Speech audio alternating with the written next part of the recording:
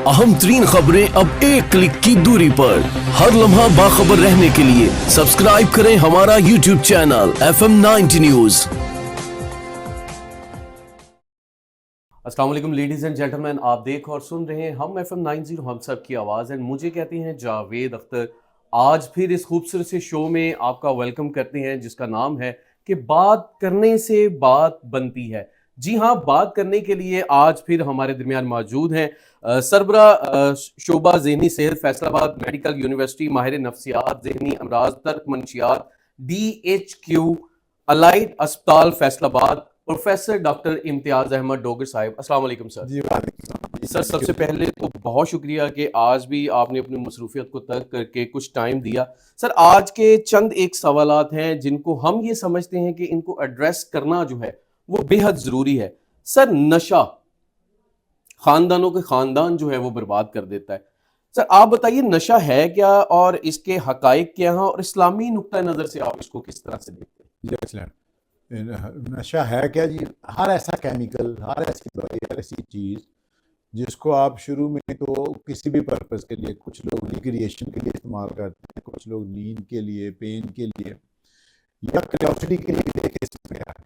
और अगर आप उसको लेने पे दोबारा अगली डोज मजबूर हो जाएं, राइट। आपके जिस्म के अंदर उसकी कमी महसूस हो, आप में टॉलरेंस आनी शुरू हो जाए और वही असर लेने के लिए आपको उसकी डोज बढ़ानी पड़े, जी। वो नशावर हम केमिकल कंसिडर करते हैं।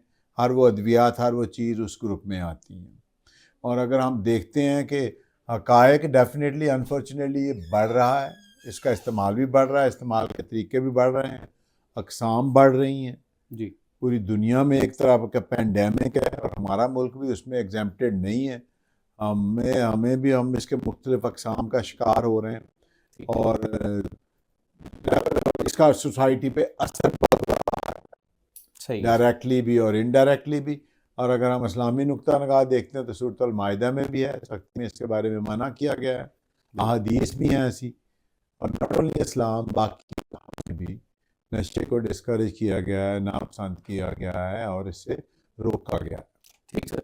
सर, लाइलमी की वजह से या किसी भी गर्ज की वजह से या बस दोस्तों के साथ, वही जैसे आपने कहा कि लोग जो है वो इस तजस्सुस में भी इसको कर लेते हैं कि मैं करके देखता हूँ कि क्या होता है। सर, कोई एक ऐसा सब्जेक्ट जो कि मंशियात का आदी हो जाता है, उसके सर जिस्मानी और नफ्सियाती उस पर असरात क्या आते हैं? जी, बड़े गहरे असरात आते हैं जी। जैसे हम टॉलरेंस की बात कर रहे थे, तो जिस्मानी असरात में लगातार इस्तेमाल से एक तो उनकी कुव्वत मदाफ़ियत कम हो जाती है, इम्यूनिटी जिसको हम कहते हैं। तो उसके बाद वो दूसरी और बीमारियों का शिकार होने के चांस ज़्यादा होते हैं। उनको कोई भी बीमारी जैसे TB लग जाती है, कोई और बीमारियां लग सकती हैं। इसके अलावा डायरेक्टली असरात हैं, जैसे जिल्द पे हैं, उनको डर्माटाइटिस हो सकता है, वेन्स ख़राब हो सकती हैं। और अगर वो इन्फेक्टेड सिरिंज से लगाएंगे IV इंजेक्शन तो एंडोकार्डाइटिस हो सकता है, हार्ट का मसला। और अगर वो सिरिंज शेयर करते हैं तो उनमें हेपेटाइटिस B, C और HIV जैसी डेडली डेंजरस बीमारियां शिफ्ट होने का डर है। फिर ये सब के सब नशे जो हैं हेपेटोटॉक्सिक हैं, जिगर पे डायरेक्ट असर करते हैं, पर्टिकुलरली अल्कोहल।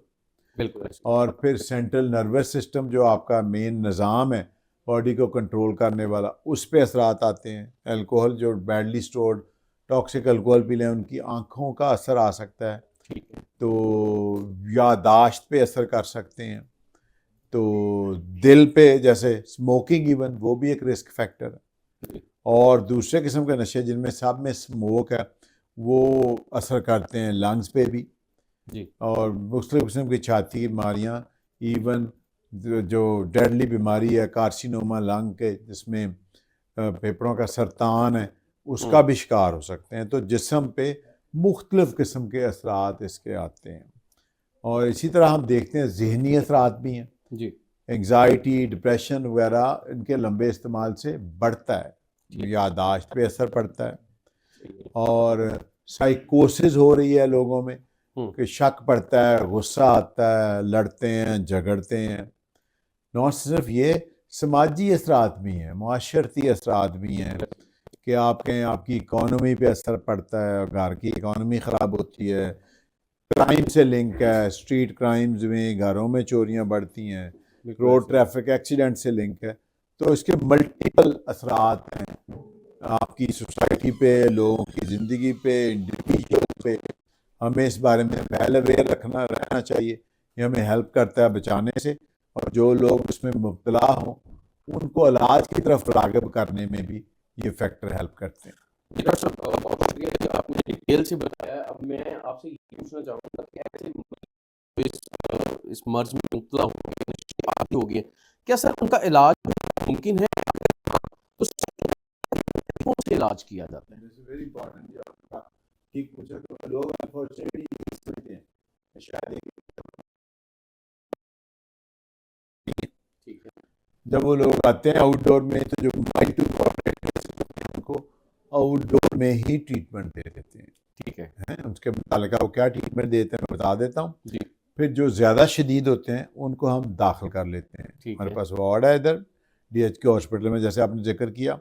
ان کو ہم ایڈمٹ کر لیتے ہیں 2 ویکس 3 ویکس 4 ویکس جتنی ریکوائرمنٹ ہو. ٹھیک ہے سر. اب کیسے ہم ان کو ٹریٹ کرتے ہیں؟ پہلا اسپیکٹ تو ڈی ٹاکس ہے کہ اگر وہ نشہ کو استعمال کر رہے ہیں تو اس کے چھوڑنے سے جو ان کو پیچیدگیاں ہیں ان کو سمپٹومیٹک ٹریٹمنٹ دے کے ہم کور کر لیں. کسی کا پیٹ خراب ہو اس کی دوائی دے دیں، کسی کو دردیں ہو رہی ہیں، کسی کی نیند اڑ رہی ہے، کسی کو طلب ہو رہی ہے، جو علامات لوگوں کو آتی ہیں اس طرح ہم اس کو آؤٹ ڈور میں ایکسپیکٹ کر کے ٹریٹمنٹ لکھ دیتے ہیں، انڈور میں ساتھ آبزرو کر کے کہ اگر کوئی پرابلم ہو تو وہ دیکھ لیتے ہیں. جو نشے کے لحاظ سے کچھ اسپیسیفک دوائی بھی اس طرح دینی پڑتی ہے. یہ تو ہے ڈی ٹاکس. اب ڈی ٹاکس میں کئی لوگ ریپلیسمنٹ بھی یوز کرتے ہیں کہ ایک کم قسم کا نشہ وہ زیادہ استعمال کر لیں کہ ایک کو چھوڑ کے سیفر کی طرف آ جائیں. کچھ لوگ جیسے زیادہ شدید ہیروئن اس کی ایگزامپل تو وہ اوپیوڈ وغیرہ میتھاڈون وغیرہ لیکن وہ طریقہ پاکستان میں پریکٹیکلی اتنا کام نہیں کرتا ریپلیسمنٹ والا.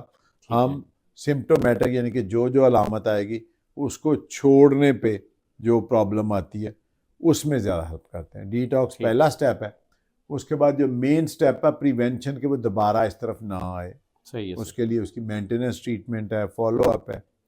اور اس سے بھی اگلا سٹیپ ہے کہ وہ سوسائٹی میں ری انٹیگریٹ ہو جائے. اس کو آپ ریہیبلیٹیشن کہتے ہیں، بحالی کہتے ہیں. کہ وہ اس کو دوبارہ معاشرے کا مفید حصہ بنائیں، اس کی جاب کے لحاظ سے، اس کی ارننگ کے لحاظ سے، اس کی سوشل سکلز کے لحاظ سے، اس کا امیج جو گھر والوں باقی سوسائٹی میں چینج ہو چکا اس کو ری بلڈ کرنے کے لحاظ سے. صحیح ہے سر.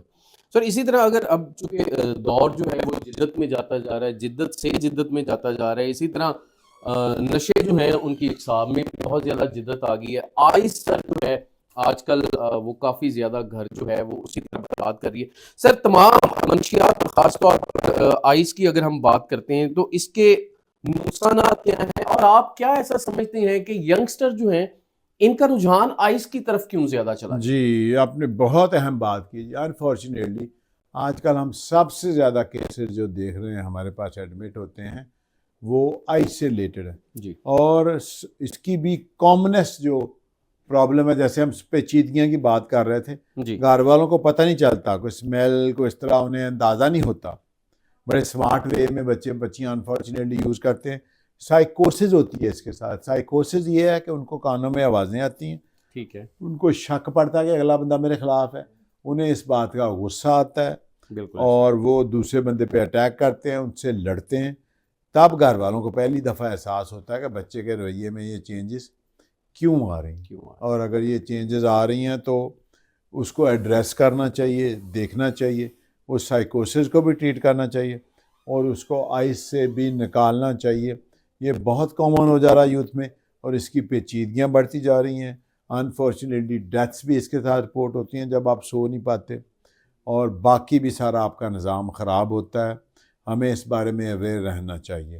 آج کل اس کے ساتھ ساتھ میں بتا دوں انفارچونیٹلی میڈیکل جو ہے آپ کے ہمارا کمپاؤنڈ ہے پری گیبلن، اس کو بھی لوگ زیادہ استعمال میں مقدار میں استعمال کر رہے ہیں اور ہمارے پاس ٹریٹمنٹ میں آ رہے ہیں او پی ڈی میں اور انڈور میں. جی ڈاکٹر صاحب بہت شکریہ. اب آخر میں آپ سے ایک اور بات جو ہے وہ پوچھنا چاہوں گا. آپ تمام لوگوں کے لیے یہ بات جو ہے وہ پوچھنا ضروری سمجھی جا رہی ہے، کیونکہ ایک چیز کا اگر کہیں پہ بگاڑ آتا ہے وہ کہیں نہ کہیں ہم اس میں شامل ضرور ہوتے ہیں. انڈائریکٹ ڈائریکٹ کسی نہ کسی طریقے سے ہم اس کو جو ہے اگر سلجھا نہیں رہے ہوتے, ہماری اٹینشنز اس طرح کی نہیں ہوتی, لیکن ہم بگاڑ ضرور پیدا کر دیتے ہیں. ڈاکٹر صاحب ایسے مریض جو ہیں ان کے علاج میں خاص طور پر خاندان اور معاشرے کو اپنا کیسا کردار ادا کرنا چاہیے؟ جی یہ بھی بڑا اہم ہے. خاندان اور معاشرے کا کردار تو سب سے اہم ہے. ایک تو انڈرسٹینڈنگ دیں. ہم جو لوگوں کو ریکویسٹ کرتے ہیں, ایک ہے میڈیکل ماڈل, ایک ہے سوشل ماڈل. ٹھیک. میڈیکل ماڈل یہ ہے کہ آپ اس کو مریض سمجھیں, مجبور سمجھیں, اس کو علاج کے لیے راغب کریں, اس کی بھی اسے تلقین کریں اور سائیڈ ایفیکٹس کے بارے میں ایجوکیٹ کریں اور بتائیں پاسبلٹیز کی کہ ٹریٹمنٹ میں قابل علاج ہے. تو ایک انڈرسٹینڈنگ دیں, بجائے اس کو مجرم سمجھنے کے, بجائے اس کو سارے الزامات لگانے کے, اپنے آپ کو اس سے دور کرنے کے یا اس کو گھر سے نکالنے کے, جو کہ بڑا مشکل فیصلہ ہوتا ہے. ظاہر اپنے بچے کے ساتھ کوئی کیوں کرے بالکل بعض اوقات, لیکن لوگ سمجھتے ہیں کہ شاید یہ جرم ہے, لیکن ہم کہتے ہیں کہ یہ مریض ہے, یہ آپ کی توجہ اور ہمدردی کا مستحق ہے اور یہ قابل علاج بیماری کے طور پہ ہم تو اس کو پروموٹ کرتے ہیں. صحیح. یہ تو ایک سٹیپ ہو گیا کہ اس کا علاج کروا لیں, لیکن پھر اس سے بچاؤ کے لیے کہ وہ آئندہ اس طرف نہ آئے, فالو اپ ہے, سٹریس مینجمنٹ ہے, اس کی کنٹینیوس ہیلپ کرنا ہے, سپورٹ کرنا ہے, اس کو ٹیکنیکل ٹریننگ کی طرف لانا ہے تاکہ اس کی بحالی جو ریہیبلیٹیشن ہے اس میں بھی وہ دوبارہ معاشرے کا مفید شہری بن جائے, کچھ ارن کر سکے, کچھ کمپنی میں رہے, اپنے آپ کو اس چیز سے سیو کر لے, فیملی لائف کی طرف آئے. تو اس سے بچاؤ کے لیے, اس کو دوبارہ مفید حصہ بنانے کے لیے سوسائٹی کا, فیملی کا بہت بڑا رول ہے. اور ناٹ اونلی یہ رول اس طرح ہے, prevention is better than cure. ہمیں اویئرنیس, جیسے آپ یہ پروگرام ریکارڈ کر رہے ہیں, بالکل اس طرف آنے سے بھی بچنے کے لیے ہمیں جاننا چاہیے. جو شروع میں ہم نے بتائی اس کی کمپلیکیشنز, اس کے لحاظ سے اور اس کے طریقہ استعمال بڑھ رہے ہیں اور اس کے جو اثرات آ رہے ہیں, میڈیکل ہیں, سائیکولوجیکل ہیں, سماجی ہیں, فائنینشیل ہیں, ایون لا کے بھی اگینسٹ ہے, غیر قانونی ہے.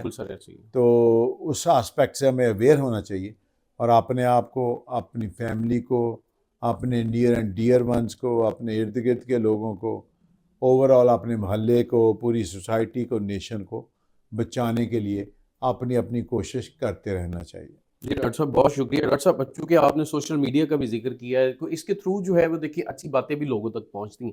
سر سوشل میڈیا میں ایسا سمجھتا ہوں کہ ایک ایڈکشن ہی ہے, یہ آپ کا اس بارے میں کیا رائے ہے سر؟ جی میں آپ کی رائے سے متفق ہوں جی. کس طرح یہ ہے کہ آپ دیکھیں نا, جو شروع ہم نے بات کی تھی نشے کی ڈیفینیشن میں, اس میں بھی لوگ مجبور ہیں بار بار اس کو یوز کرنے میں. ایسے ہی ہے, یہ ان کا زیادہ تر ٹائم لے جاتا ہے, یہ ان کی انرجی لے رہا ہے. لوگ اٹھتے ہی سب سے پہلے یہ کام کرتے ہیں. بالکل ایسے ہی. تو لوگوں کی ورکنگ خراب ہو رہی ہے, اسٹوڈنٹس کی اسٹڈی خراب ہو رہی ہے, نیند خراب ہو رہی ہے, ان کی جنرل ہیلتھ پہ امپیکٹ آ رہا ہے, اور پھر وہ سائبر بلنگ اور باقی ساری علتوں کا جو اس سے ریلیٹڈ ہے اس کا شکار ہو رہے ہیں. ایون انفارچونیٹلی یوتھ میں جو انٹرنیٹ کی گیمبلنگ ہے اس کے چانسز بڑھ رہے ہیں, پھر ایکسپلائٹیشن ہے, پھر اس میں ریلیشن شپ کے ایشوز کمپلیکیٹ ہو رہے ہیں. تو یہ بھی ایک طرح کی ایڈکشن ہی بنتی جا رہی ہے, ٹائم جتنا یہ کنزیوم کر رہے ہیں, اور یہ گھر گھر کا مسئلہ بنا ہوا ہے. ہمیں اس کے اسٹینڈرڈ آپریٹنگ پروسیجر سمجھنے چاہیے, کس ایج کے لحاظ سے کتنا اپروپریٹ ہے, اس طرح اس کا جوڈیشیس, اس کا افیکٹو یوز پروپیگیٹ کرنا چاہیے, نافذ کرنا چاہیے. پیرنٹس کو, اداروں کو, باقی سب لوگوں کو, سوسائٹی کو بھی ان جنرل اس کے یہ جو منفی اثرات ہیں اس سے اویئر بھی ہونا چاہیے, اپنے آپ کو بچانا بھی چاہیے, اور دوسروں کو بھی اس طرف لانا چاہیے. جی ڈاکٹر صاحب بہت شکریہ جی. ابھی امید ہے کہ جی آج کا یہ پروگرام دیکھ کر اور سن کر آپ کو بہت ساری چیزیں جو ہیں وہ ڈاکٹر صاحب سے سیکھنے کو ملیں گی. پھر آپ انشاءاللہ ان پہ عمل بھی کیجیے گا, آپ کی زندگی میں بھی آسانی پیدا ہو جائے گی. وہ اکثر ہم لوگ اپنے شو میں ایک بات کہتے ہیں کہ جب آپ لوگوں کے لیے آسانیاں پیدا کرتے ہیں تو رب تعالیٰ کی ذات پاک آپ کے لیے بہت زیادہ آسانیاں پیدا کرتے ہیں. بات کرنے سے بات بنتی ہے. ایک نئے پروگرام کے ساتھ آئیں گے, تب تک کے لیے مجھے اور ڈاکٹر صاحب کو اجازت دیجیے. اللہ حافظ. اللہ حافظ. اہم ترین خبریں اب ایک کلک کی دوری پر. ہر لمحہ باخبر رہنے کے لیے سبسکرائب کریں ہمارا YouTube چینل FM 90 نیوز.